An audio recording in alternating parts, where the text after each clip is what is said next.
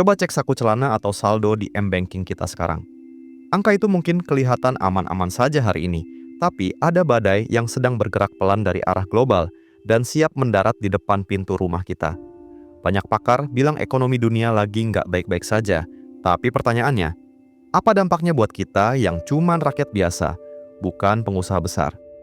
Yuk, kita bedah pelan-pelan apa yang sebenarnya terjadi dan gimana caranya supaya dapur kita tetap ngebul meski badai itu datang. Resesi itu sebenarnya sederhana, nggak serumit istilah-istilah di berita ekonomi. Bayangkan sebuah desa yang biasanya pasar-pasarnya ramai, orang-orang hilir mudik belanja baju baru, dan warung makan selalu penuh pelanggan. Tiba-tiba, entah karena alasan apa, orang-orang mulai merasa takut uang mereka akan habis, lalu mereka berhenti belanja. Karena nggak ada yang belanja, pedagang pasar nggak punya uang buat stok barang, warung makan sepi lalu tutup, dan akhirnya pabrik-pabrik tempat orang desa bekerja mulai memecat karyawannya karena nggak ada pesanan. Itulah resesi dalam skala besar. Bukan cuma satu desa, tapi satu negara bahkan dunia yang merasa lesu. Kalau tuh roda ekonomi ini berhenti berputar, kita yang di bawah adalah yang paling terasa guncangannya karena nggak punya bantalan harta yang tebal. Jadi, resesi bukan cuma angka di atas kertas, tapi tentang bagaimana piring di meja makan kita tetap terisi atau tidak. Kita sebenarnya nggak perlu pusing memelototi grafik merah hijau yang sering muncul di berita TV atau layar bursa saham. Indikator paling jujur itu ada di sekitar kita. Coba lihat harga telur di warung sebelah, harga bensin yang makin mencekik, atau perhatikan teman-teman di sekitar kita yang mulai mengeluh karena lemburan ditiadakan, atau bonus tahunan dipotong. Kalau pengeluaran kita buat beli kebutuhan pokok makin besar, sementara pemasukan tetap segitu-gitu saja, atau malah berkurang, itu adalah sinyal bahaya yang dikirim oleh ekonomi. Grafik paling nyata adalah ketika kita harus mikir 2 kali cuman buat beli lauk yang biasanya kita beli tanpa mikir. Itulah tandanya kita harus mulai pasang kuda-kuda, mengencangkan ikat pinggang, dan berhenti berharap bahwa semuanya akan baik-baik saja tanpa ada usaha ekstra dari pihak kita sendiri untuk berjaga-jaga. Masalah paling besar dari resesi adalah dia seringkali datang diam-diam, seperti pencuri di malam hari yang nggak kita sadari kehadirannya sampai kita terbangun dan melihat barang-barang sudah hilang. Tiba-tiba saja, ada kabar tetangga kita kena PHK massal, atau warung kopi langganan yang biasanya ramai sampai larut malam, kini jam 8 sudah tutup karena sepi pembeli. Kita nggak boleh menunggu sampai badai itu benar-benar merobohkan atap rumah kita, baru mulai mencari payung. Kesadaran lebih awal adalah senjata terkuat kita sebagai rakyat kecil. Kalau kita sudah sadar lebih dulu bahwa situasi sedang tidak normal, kita punya waktu untuk bersiap, mengatur ulang prioritas, dan mengamankan apa yang masih kita punya. Jangan sampai kita jadi orang yang kaget dan panik saat semuanya sudah menjadi sulit. Karena di dalam kepanikan, manusia cenderung mengambil keputusan yang salah dan malah memperburuk keadaan. Banyak pakar keuangan di luar sana bilang, kita harus punya tabungan minimal 6 bulan gaji sebagai dana darurat. Tapi jujur saja, buat kita yang gajinya habis buat bayar kontrakan dan makan sehari-hari, angka itu rasanya seperti mimpi di siang bolong. Namun, jangan biarkan angka besar itu bikin kita menyerah duluan. Kunci dana darurat versi rakyat kecil itu bukan soal seberapa besar nominal yang kita simpan di awal, tapi soal seberapa disiplin kita menyisihkannya. Anggap saja ini sebagai pajak keamanan untuk diri sendiri. Bisa dimulai dari 5.000 perak sehari atau sisa uang belanja yang biasanya dipakai buat beli pulsa hiburan atau jajan gorengan. Yang penting, uang ini harus dipisahkan ke wadah yang berbeda, entah itu rekening bank tanpa biaya admin atau celengan yang susah dibuka, supaya kita nggak gampang tergoda buat memakainya saat pengen jajan. Coba kita pakai perumpamaan sederhana. Dana darurat ini ibarat ban serep di kendaraan kita. Selama perjalanan kita lancar dan jalanannya mulus, ban serep itu cuma jadi beban yang bikin berat dan mungkin kerasa nggak berguna sama sekali. Kita mungkin bakal mikir, buat apa simpan uang di situ? Mending buat beli sepatu baru atau ganti HP. Tapi bayangkan kalau tiba-tiba di tengah malam, di jalanan yang sepi dan jauh dari bengkel, ban motor kita bocor atau pecah. Di saat itulah, ban serep yang tadinya dianggap beban berubah jadi penyelamat nyawa. Begitu juga dengan uang kecil yang kita tabung sedikit demi sedikit ini. Kita semua berharap badai resesi nggak pernah mampir ke rumah kita, tapi kalau tiba-tiba pemasukan berhenti, atau ada keluarga yang sakit, dana inilah yang bakal menjaga kewarasan kita supaya nggak jatuh ke lubang hutang yang lebih dalam. Jangan pernah sekali-kali meremehkan kekuatan uang 10 atau 20 ribu rupiah yang kamu kumpulkan dengan sabar. Mungkin di hari biasa, uang segitu cuma cukup buat beli kopi kekinian atau rokok sebungkus. Tapi, coba bayangkan di masa resesi nanti, saat lapangan kerja makin sulit dan harga-harga melambung tinggi, uang yang terkumpul itu bisa jadi penyambung nyawa. Uang itu bisa jadi modal buat beli beberapa liter beras, telur, atau kebutuhan dasar anak-anak saat penghasilan utama kita tiba-tiba macet atau tersendat. Memiliki dana darurat sekecil apapun itu, memberikan kita satu hal yang sangat mahal di tengah krisis, yaitu ketenangan pikiran. Dengan pikiran yang tenang, kita nggak bakal panik, dan dengan tidak panik, kita bisa berpikir lebih jernih untuk mencari jalan keluar dari setiap masalah yang datang menghadang. Sekarang adalah waktunya kita duduk tenang dan jujur dengan diri sendiri. Mana yang benar-benar kita butuh untuk hidup, dan mana yang sebenarnya kita beli cuman buat menjaga gengsi di depan orang lain. Resesi adalah masa yang paling kejam bagi mereka yang hobi pamer atau nekat mengambil cicilan barang mewah hanya supaya terlihat sukses. Kita harus berani membedah pengeluaran kita satu persatu. Apakah langganan aplikasi hiburan itu benar-benar perlu? Apakah ganti HP setiap tahun itu sebuah keharusan?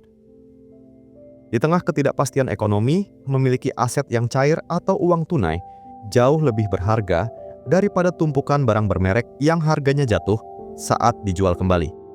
Memangkas keinginan bukan berarti kita pelit pada diri sendiri, tapi itu adalah bentuk kasih sayang kita kepada masa depan keluarga agar mereka tidak perlu menanggung beban hutang yang tidak perlu. Perubahan besar biasanya dimulai dari hal-hal kecil di dapur kita sendiri. Kalau biasanya kita sedikit-sedikit pesan makanan lewat aplikasi karena malas bergerak, coba deh, mulai sekarang kita kembali ke kebiasaan lama. Masak sendiri di rumah. Selain jauh lebih sehat karena kita tahu bahan yang digunakan, selisih harganya itu, kalau dihitung-hitung dalam sebulan, bisa sangat mengejutkan. Uang yang biasanya habis buat ongkos kirim dan biaya layanan aplikasi, itu kalau dikumpulkan bisa jadi benteng pertahanan ekonomi keluarga yang cukup kuat untuk membeli stok bahan pokok selama berminggu-minggu. Kita sedang masuk ke mode bertahan hidup, di mana setiap rupiah yang berhasil kita selamatkan dari pengeluaran sia-sia adalah satu peluru tambahan untuk melawan kesulitan ekonomi di masa depan. Belajar merasa cukup dengan apa yang ada adalah kunci, supaya kita nggak terus-terusan merasa kekurangan. Satu hal yang harus kita tanamkan di kepala adalah, kita nggak perlu malu hidup sederhana.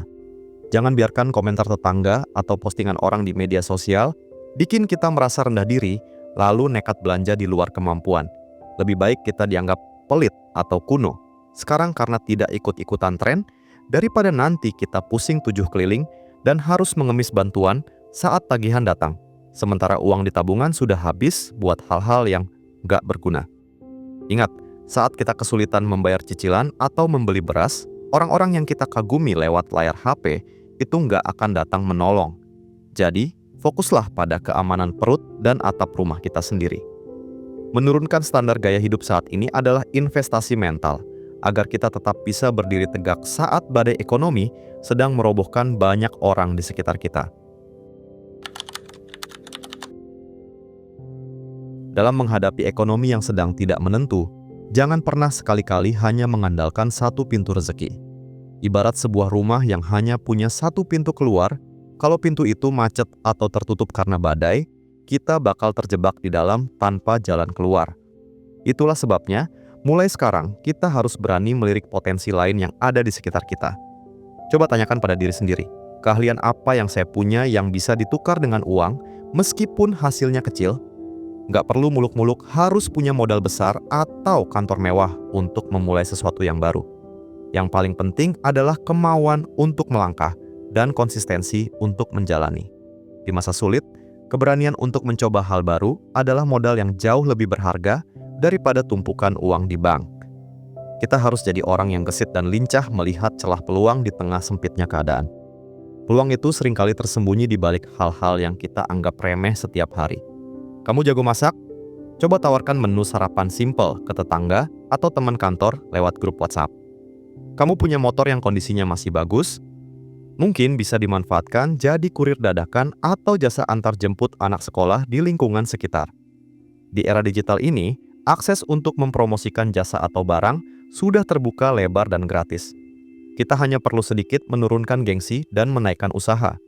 Jangan merasa malu kalau harus berjualan atau menawarkan jasa, karena nggak ada yang salah dengan mencari nafkah yang halal. Justru yang memalukan adalah ketika kita hanya bisa mengeluh tanpa mau berbuat apa-apa, sementara kebutuhan hidup terus mendesak. Ingat, rezeki itu seringkali datang kepada mereka yang mau menjemputnya dengan tangan yang kotor karena bekerja, bukan mereka yang hanya menengadah. Inti dari semua ini adalah diversifikasi pendapatan atau memiliki keran-keran rezeki yang berbeda. Bayangkan kalau kita punya 3 keran air kecil di rumah. Jika satu keran mampet karena resesi, kita masih punya 2 keran lain yang mengalir meski cuma tetes demi tetes. Sekecil apapun hasil dari usaha sampingan itu, kalau dikumpulkan, bisa menjadi penyambung nafas yang luar biasa berharga. Mungkin hasil jualan kecil-kecilan itu cukup buat bayar listrik atau beli bensin sebulan, sehingga gaji utama kita bisa utuh untuk ditabung sebagai dana darurat. Memiliki lebih dari satu sumber penghasilan bukan cuma soal nominal uang, tapi soal ketenangan batin. Hati kita bakal jauh lebih tenang dan nggak gampang panik saat mendengar berita ekonomi yang buruk.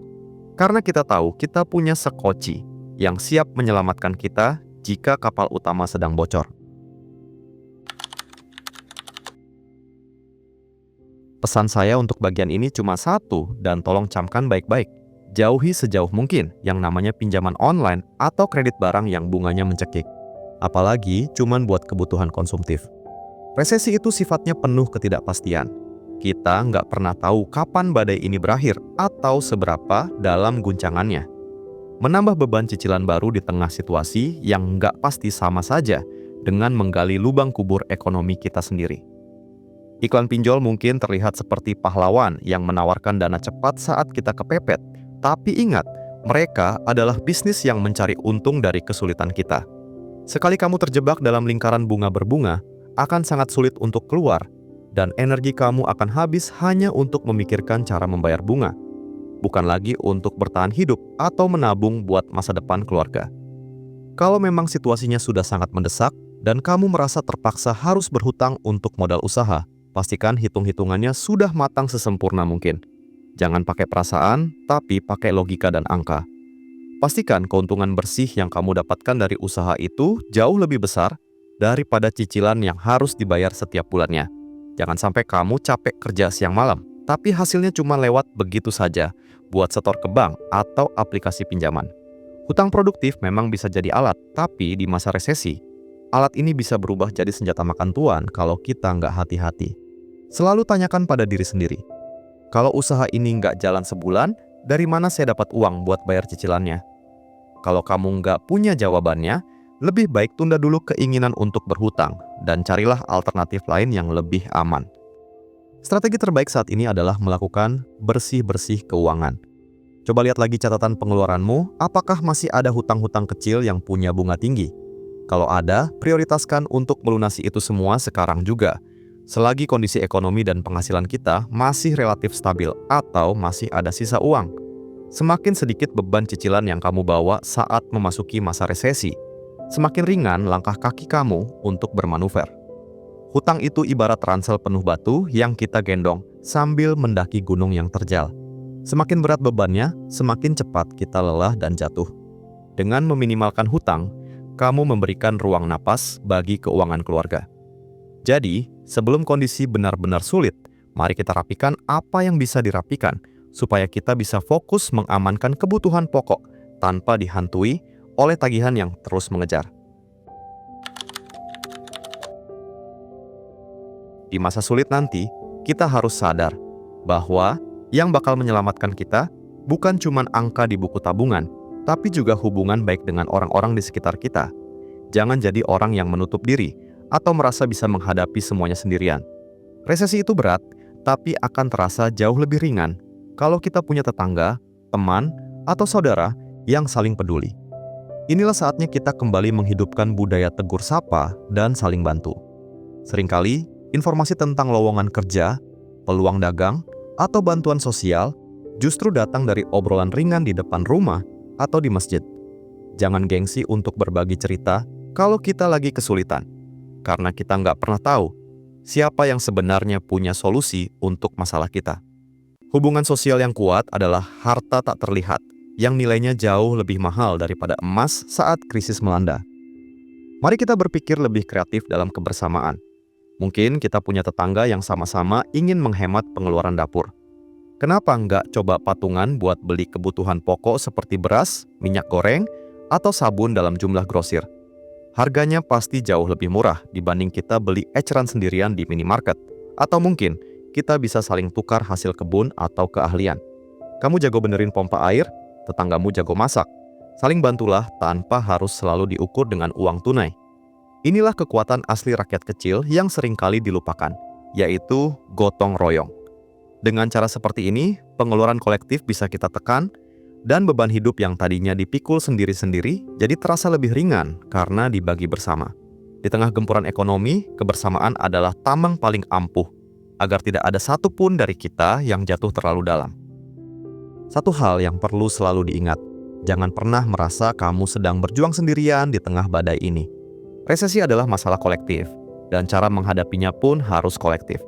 Komunitas yang solid, entah itu di lingkungan RT, komunitas hobi, atau grup pengajian, sebenarnya adalah jaring pengaman sosial yang paling efektif saat negara sedang mengalami guncangan ekonomi. Di dalam komunitas, kita bisa saling menguatkan mental, berbagi info harga pasar yang murah, atau bahkan saling meminjamkan alat kerja. Rasa aman karena tahu ada orang lain yang siap mendukung kita itu sangat krusial agar kita nggak gampang stres atau putus asa.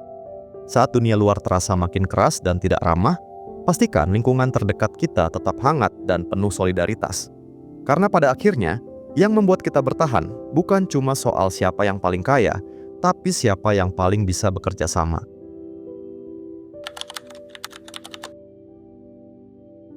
Di tengah kepanikan soal uang, banyak orang lupa kalau kekayaan terbesar yang kita miliki sebenarnya adalah badan yang sehat dan pikiran yang waras. Bayangkan kalau kita sudah susah payah menghemat uang dan menabung, tapi tiba-tiba kita jatuh sakit karena terlalu stres atau kurang istirahat. Biaya rumah sakit sekarang nggak ada yang murah, dan di masa resesi, tagihan medis bisa menghabiskan semua tabungan yang kita kumpulkan berbulan-bulan hanya dalam sekejap mata. Jadi, menjaga kesehatan bukan lagi soal gaya hidup, tapi soal strategi bertahan hidup.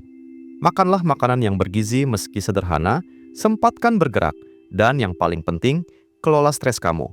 Jangan biarkan berita buruk di TV merusak ketenangan batinmu, karena tubuh yang sehat adalah satu-satunya mesin yang kita punya untuk terus mencari nafkah dan menjaga keluarga kita tetap aman. Selain kesehatan fisik, gunakanlah waktu luang yang kamu miliki sekarang untuk mengasah kemampuan atau skill baru. Di masa resesi, persaingan kerja akan semakin ketat dan banyak orang akan memperebutkan peluang yang sedikit. Semakin banyak hal yang bisa kamu lakukan, mulai dari belajar servis barang elektronik secara otodidak, belajar pemasaran lewat media sosial, hingga belajar bahasa asing. Semakin tinggi nilai tawar kamu di mata orang lain. Jangan pernah merasa terlalu tua atau terlalu sibuk untuk belajar.